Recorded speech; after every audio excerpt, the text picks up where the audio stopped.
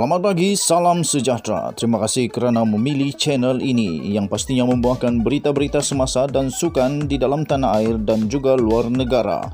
Sebentar lagi kita akan mulakan berita terkini daripada channel ini. Sila pertimbangkan untuk tekan butang subscribe, like dan share.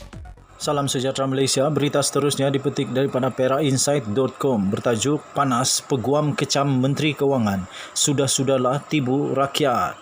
Seorang peguam mendesak Menteri Kewangan Tengku Zafrul Abdul Aziz supaya tidak terus mengelirukan rakyat dan memberi hujah palsu mengenai kos pampasan yang perlu dibayar kerajaan terhadap institusi perbankan jika moratorium automatik dilaksanakan. Demikian kata Peguam Hanif Kadri Abdullah yang berkata Seksyen 4 dan Seksyen 5 Ordinan Darurat Kuasa-Kuasa Perlu 2021 tidak terpakai kepada cadangan moratorium pinjaman membabitkan pihak bank dan pelanggannya. Jelasnya, akta berkenaan hanya terpakai kepada sumber yang diambil alih untuk kegunaan kerajaan, antaranya mengambil alih premis, tenaga kerja dan aset pihak swasta untuk memerangi COVID-19. Katanya dalam kenyataan itu, dalam konteks ini kita tak cadang ambil alih perjanjian pinjaman tetapi hanya menangguhkan pinjaman pelanggan dan kerajaan tak tertakluk kepada peruntukan Seksyen 4 dan Seksyen 5 bahawa kerajaan perlu bayar pampasan.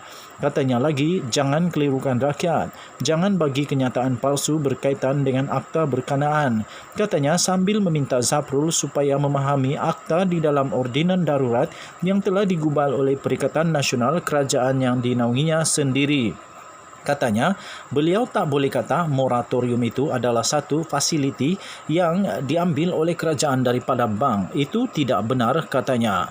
Dalam temurama eksklusif bersama Sinar Harian semalam, Zafrul berkata walaupun ordinan darurat telah memberikan kuasa kepada kerajaan untuk memaksa bank mengenakan moratorium, ia juga menetapkan bahawa kerajaan perlu membayar balik kos pampasan kepada institusi perbankan sekiranya bertekad mahu moratorium pukal dilaksanakan.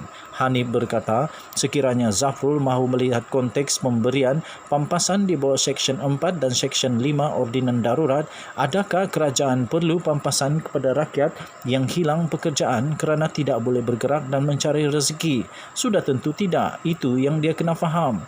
Justru, beliau mendesak supaya Zafrul menutup mulut dalam menyentuh mengenai perundangan dan meminta Menteri Kewangan PN itu mendapatkan nasihat pejabat peguam negara terhadap sebarang muskilan. Katanya, cukuplah beri pandangan perundangan. Sama ada beliau faham atau tidak cadangan moratorium automatik, beliau perlu minta nasihat peguam negara mengenai tafsiran pemakaian Seksyen 4 dan Seksyen 5 Ordinan Darurat berkenaan, katanya. Sekian berita, salam sejahtera Malaysia. Bye-bye.